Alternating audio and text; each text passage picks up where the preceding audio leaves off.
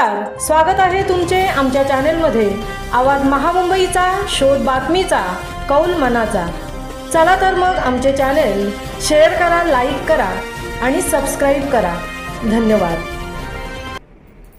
नमस्कार रसिक प्रेक्षक हो, आवाज महामुंबईचा काव्य सुगंध या उपक्रमामध्ये मी निवेदिका सौ पाटील शीतल शशिकांत आपणा सर्वांचे मनपूर्वक स्वागत करत आहे।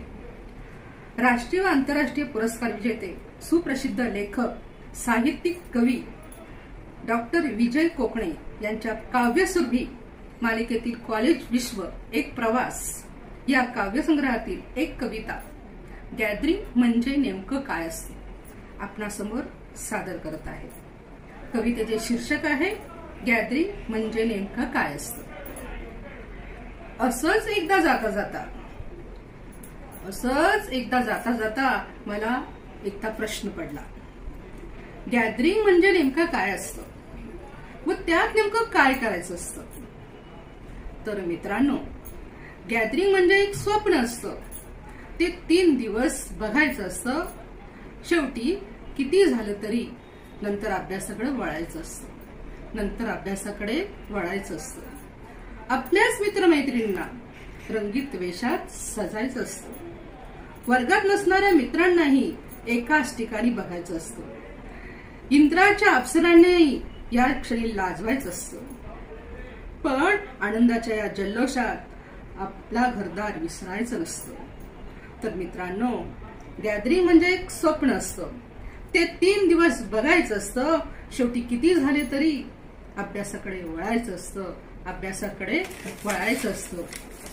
शिक्षकांना ह्या प्रसंगी दिवसभर राबायचं असतं। 3 दिवस स्वतःची मुलं दुसऱ्याच्या हवाली करायचं असतं। 3 वेळचा तो स्वयंपाक एकाच वेळी करायचा असतो, कारण विद्यार्थ्याच्या कर्तृत्वाला डोळे भरून बघायचं असतं। तर मित्रांनो, गॅदरिंग म्हणजे एक स्वप्न असतं, ते 3 दिवस बघायचं असतं आणि शेवटी किती झाले तरी अभ्यासाकडे वळायचं असतं।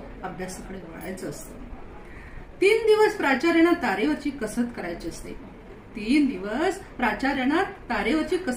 असते। किती राग आला तरी सर्वांशी सांभाळून वागायचं असतं। एकाचं स्वागत केल्यावर दुसऱ्याचा मान राखायचा असतो।